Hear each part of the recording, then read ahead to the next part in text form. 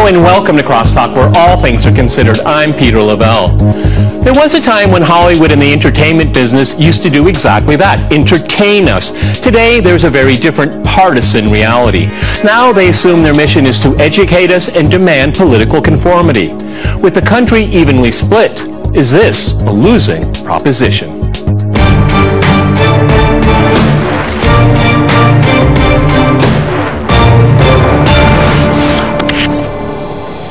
Cross-talking Hollywood and politics, I'm joined by my guest, Wendy Osifo in New York. She is a liberal commentator as well as a race and culture researcher at Johns Hopkins University. In Washington, we have Tim Black.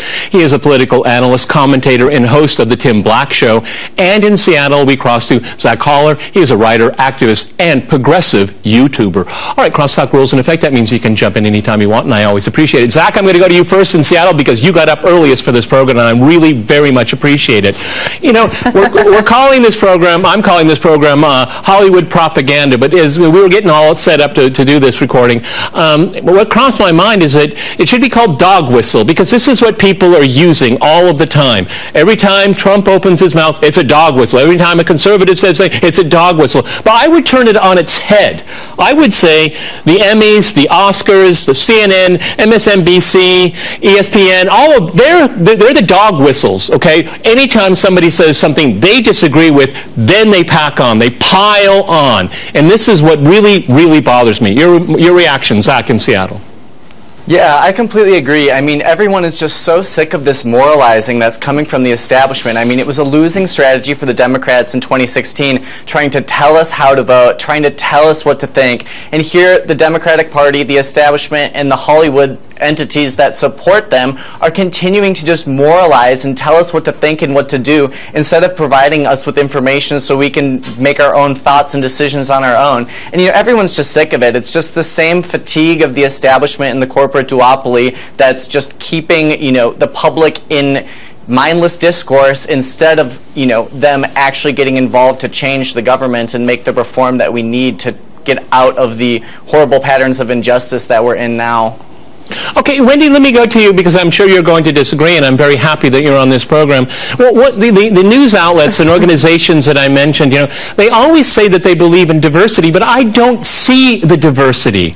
It's very monotone for me, and it's not very deep, actually, as well. And I find it really difficult because they seem to take on some kind of moral superiority, and then the deplorables, the rest of us. And I think that's it's very unhealthy when we have a situation like this. Go ahead, Wendy, in New York. I find it interesting that we often talk about Hollywood as if it's just this subsect of Democrats, when that's not the case. There are conservatives who also reside in Hollywood. We have Kid Rock, who currently right now is, you know, running for office, and then we also have someone like Scott Baio. So, you know, as Americans, we have the ability, and as any citizen really, you have the ability to say what side of the political aisle you are on, and you should not be penalized for it. And if it just so happens that Hollywood happens to be more so left-leaning than, let's say, those individuals who are in the country music sector, then so be it. That is their right. We should not sit here and talk down on people who are in Hollywood because we feel as though they lean to the left. Wendy, but don't you think they talk down to the heartland, to the middle of the country? I mean, I agree. Everyone has freedom of speech. I agree with you, okay? No. But what I see coming out of the mainstream media, the corporate media, and Hollywood, and the music business, and now it's invading sports, okay? Let me go to Tim here. Again, freedom of speech, we all respect, but that speech that comes out of those news organizations and other organizations, very monotone, and I'm sorry, it's very condescending all the time. If you disagree. Go ahead, Tim. Yeah, absolutely, Peter. Look, I can't believe Wendy's up here defending, you know, these multi-liberals, these big studio houses in Hollywood. We know that these houses are run by liberals, and they control the groupthink. They control the groupthink. This is what they do.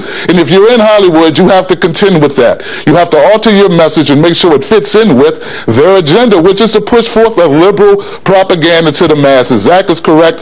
Wendy's tripping, and I believe that most people in Hollywood would agree with me. Actors, directors, they have to fall into line in order to adapt, in order to get work in Hollywood. It's reality. Zach, you want to jump in there? Yeah, you know, it's interesting because everyone is still kind of recovering from not only the Great Fleecing, in which Obama transferred more wealth to the 1% than any American president in history. That's still hitting Americans really hard, and everyone's recovering from that. But also in the 2016 election, we saw an unprecedented conglomeration of the mainstream media, including the Hollywood and the Hollywood elites that were, you know, sitting talking with Hillary Clinton at her private fundraisers. They were talking down on the entire working class. That's why, you know, Trump was listening to the working class more than Hillary Clinton won, and that's one of the big reasons why he won. But we are still recovering from this unprecedented conglomeration of the media. Entertainment industry is involved in that. We saw that point blank, and it's, you know, the Hollywood industry has all of the resources to be the ones feeding us the information, so of course they're not going to tell us to dissent from them and to break from the things that they're telling us to do. But that's part of what the American people are just tired of at this point, is the rich people telling us what we should think. The diversity that we need is not diversity in, you know, race so much anymore. It's diversity in socioeconomic background. When we're looking at Oscars, Emmys, any of these award shows, where's the diversity in economic background? There is none, and that's what Hollywood needs to continue to push on us. All right. Let's let Wendy. Let Wendy respond, because Wendy, one of the things that I find, and I think it's quite obvious. Okay, we heard the Emmys. Okay, I mean, it seemed to me that the Hollywood elites have not learned anything from 2016. They're still litigating that election. Everybody else has moved on except for the Democrats and Hillary Clinton. You know, people are moving on, and Hollywood is doubling down on a message that failed. And you know what's going to start hitting their bottom line? People are they're not going to movies as much anymore. They're probably going to stop going to football games. I mean, this is, again, it doesn't make any logical sense to me. They're actually hurting their own material interest by the path they keep going down. Go ahead, Wendy in New York.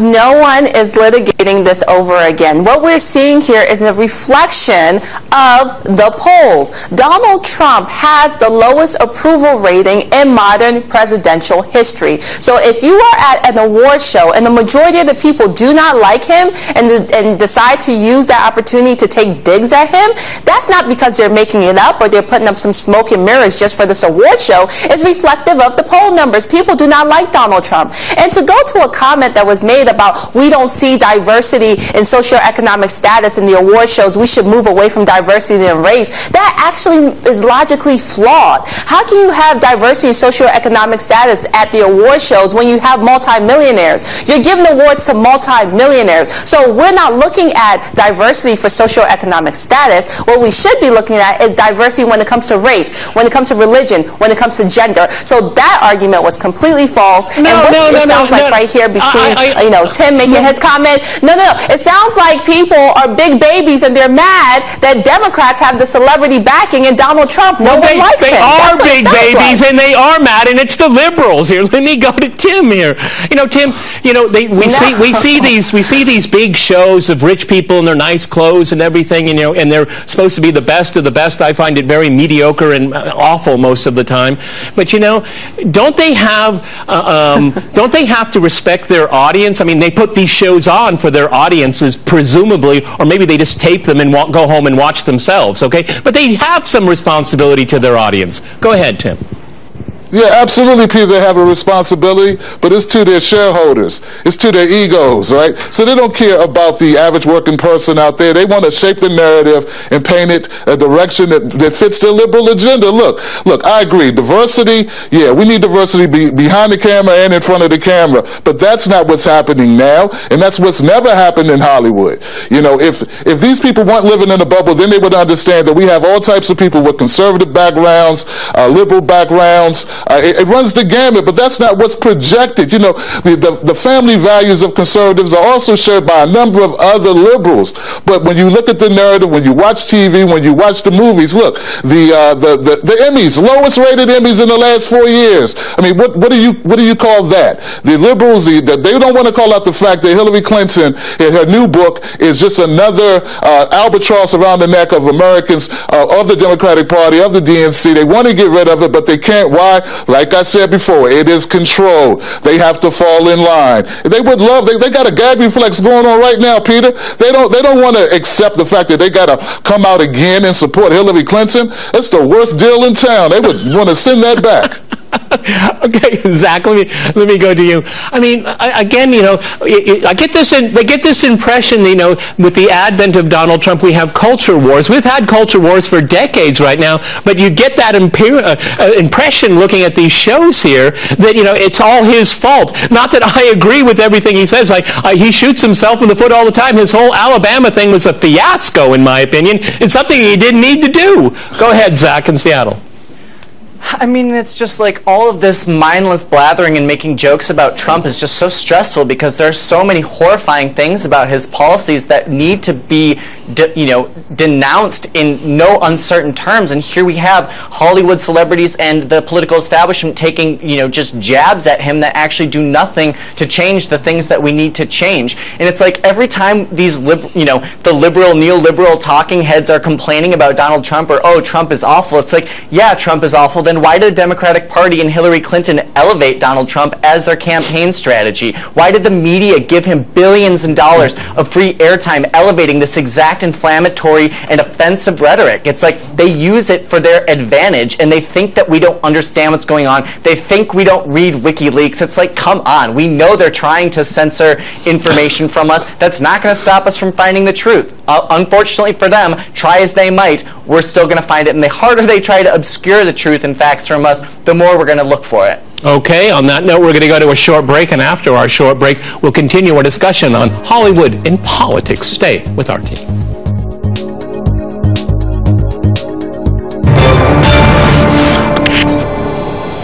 Welcome back to Crosstalk, where all things are considered. I'm Peter LaBelle. To remind you, we're discussing Hollywood and politics.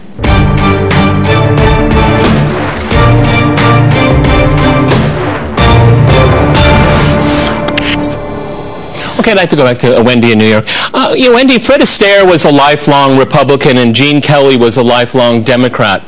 Most people don't know that. I only recently found about it, and I didn't really care before this. But now everybody has to wear everything on their sleeves. Why? They're just entertainers. That we pay them a lot of money to entertain us. Why do we have to hear about their politics all the time now? Go ahead.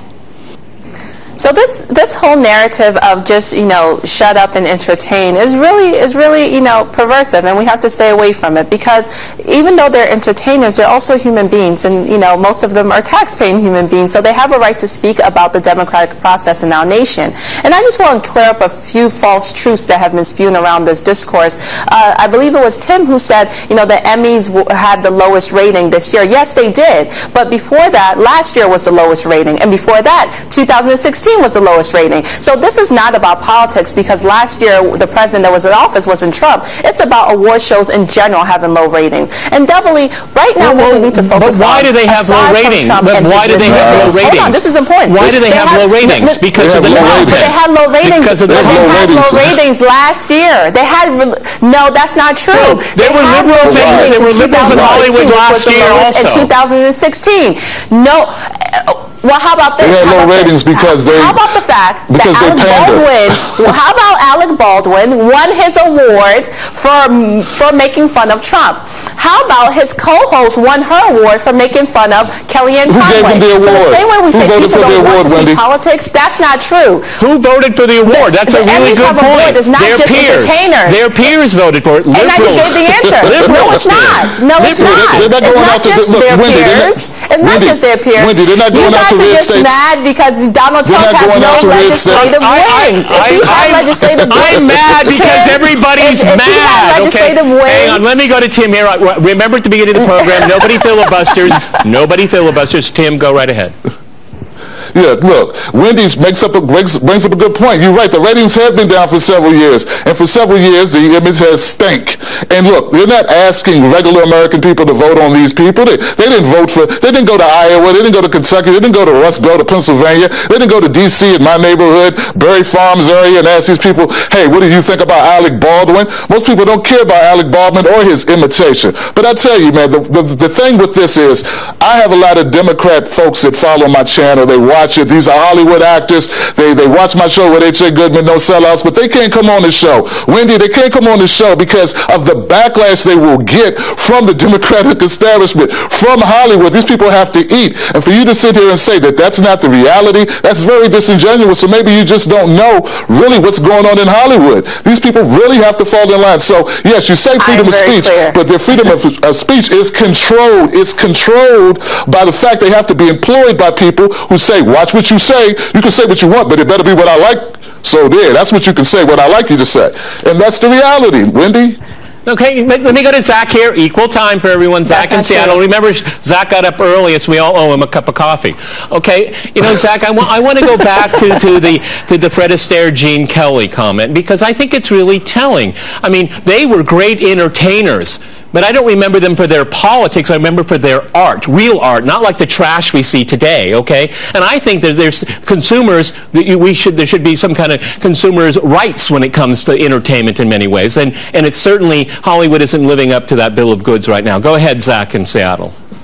Yeah, I mean, if a celebrity wants me to take their opinion on politics seriously, you know, come to Seattle, come tour the immigrant detention center that just got slapped with a massive lawsuit by the Washington State Attorney General for detaining people and paying them $1 a day instead of following minimum wage laws. Come look at the housing crisis. Come to one of our cities and actually look at what the problem is and show leadership in helping us address that issue. If you want me to respect your political opinion, Jennifer Lawrence, it's absolutely absurd. What you said before is absolutely correct. It was a losing strategy in 2016 for them to be moralizing and inserting themselves in our lives, trying to tell us what is best for us. It's just such an insult to the American people that we don't know how to think for ourselves, and we need entertainers to tell us how to vote and tell us what problems in our lives make a difference. It's just completely ridiculous. And having seen how the Hollywood elites, I mean, I think the breaking point really, it was kind of nice when the White Helmets won their Oscar, because we really saw how in bed Hollywood is with the Pentagon, with NSA, I'm so CIA. glad you mentioned the CIA that. and the government have been so working glad to, you mentioned that. They've been working to manipulate our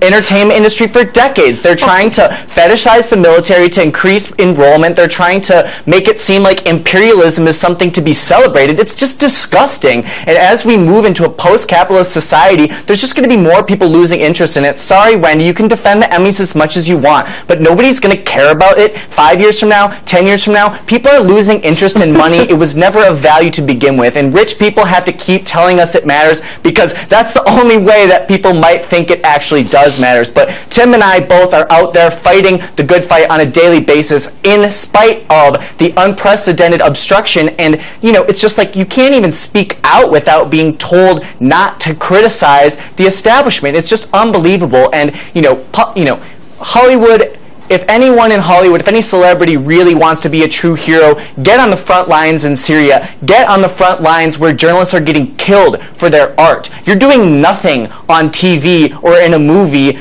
taking a jab at Trump. Great. The media is getting paid billions of dollars to do that for free. That's nothing new. That's a good point. Let me go to Wendy. Going after Trump is easy. I don't know why anybody thinks they can score points there. I think it's pretty primitive. I mean, Madonna, Ashley Judd, Johnny Depp. I mean, really. I mean, this is a kind of garbage that comes from these people. And you know what? If they had something interesting to say, I would listen to it. I'd listen to their speech. But they don't have anything interesting to say when it comes to politics. It's just bluster. And again, spitting down on their audience. Go ahead, Wendy. So I think what Zach said that was really interesting was he said, years from now, no one will remember the Emmys. And I think that's a great point. But you know what else people will remember? The fact that Donald Trump has no legislative wins. The fact that he has tried to repeal Obamacare upwards of 4 times and has failed. The fact that his travel ban has been struck down twice. Yeah, that's what we're going to remember. So you're right. We have to start talking about the things that people will remember. And quite frankly, this president has done nothing that is memorable. Instead, he has the lowest approval rating, and he continues to call out individuals for different groups, whether they're Muslims, whether they're African-American athletes, or whether they're Gold Star families. Yeah. That's what he specializes in. So until he puts a legislative win on the board, I will say we have nothing to really discuss because he has shown that all we can talk about are his blunders. No, but this is the point. Let me go to Tim. I think I agree with Wendy, but in a completely different way. It's because we're talking about all, where the entire room is sucked out of the air is sucked out of the room to talk about these ridiculous cultural wars that doesn't really benefit anyone except for the rich and comfortable, okay? And a legislative agenda. Well, Tim, it's because of the establishment. I don't want anybody to think I'm a Republican. I'm not a plague on their house, okay? They're not doing anything. The Democrats aren't doing anything. And the establishment media just is going along for the ride with the ratings. None of them are contributing anything positive to the average person's life right now as we speak. Go ahead, Tim. Absolutely right. Look, when Obama was in the office, they could have been saying the same complaints that they have now about Donald Trump. I'm not a Donald Trump supporter. I just call out nonsense when I see it. If you look at all of the police shootings that have occurred, all the hashtags, Wendy, all the hashtags, Peter, all of those people died under Obama. But they weren't virtual signaling on the Emmys or the Oscars about, oh, look what Obama's done. He's making all these white white officers shoot black kids. If that would have happened under Donald Trump, they would be saying it at every award show, at every opportunity. All we're saying is you can hit Donald Trump, but hit him on substance. Look, if you're going to make a Donald Trump joke, at least make it funny. I'm tired of hearing about his hair. Hollywood is staying on this cosmetic personality the issue. They talk about his weight. Oh, come on, guys. We need to focus on the issues, and I'm all for focusing on the issues and hitting about policy. That's what matters, and that's what matters to the American people, to Zach's point. Zach, you want to echo that? Because, that's one of the things I say, this whole thing in Alabama, what a fiasco, what a waste of everybody's time. He went down there for a purpose and he got off, he wandered off the reservation into another one of these senseless cultural war conflicts that doesn't need to be exasperated. But it is. Go ahead, Zach. That's not a vote of confidence for Donald Trump. And I think that, no, and Donald Trump's terrible. I mean, I swore I wasn't going to vote for him first, which is why I tried to vote for Bernie Sanders, and that obviously all went out the window. But the Democratic Party elevated him, so here we are stuck with him. And I think that the NFL drama this past weekend was a very clear kind of indication of how the media tries to spin things in order to bash Trump because they think that's good business or good ratings or something. Yep. It's like the Take a Knee movement is in protest to police brutality. It's not in protest to Trump. And everyone knows that. We're fighting to find justice from the top, where Hillary Clinton is skating by without, any ramifications to her crimes, all the way down to the bottom, where we have killer cops killing our brothers and sisters of color with no ramifications whatsoever. This corrupt bottom needs to be addressed in a real way, and bashing Trump doesn't do anything about that. And it's just absolutely absurd that anyone would think that the President of the United States is the person who's responsible for improving law enforcement and relationship with communities in Seattle, in New York, in D.C. These are local issues that need local leadership, and all the time that we spend just mindlessly bashing Trump, again, it's just endless windbagging. Jim and Zach, it was you both against Wendy, maybe me a little bit too. So Wendy, you have the last 40 seconds on the program. I'm very pleased that you were here. Go ahead.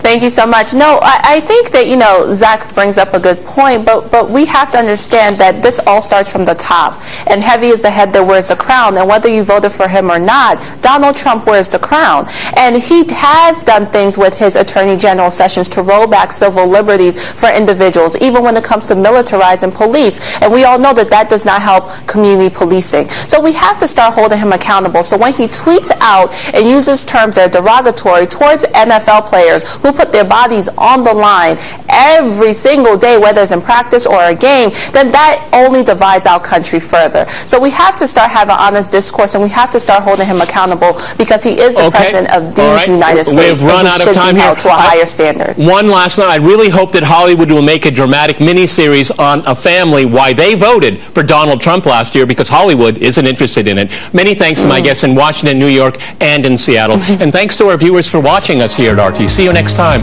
and remember, crosstalk rules.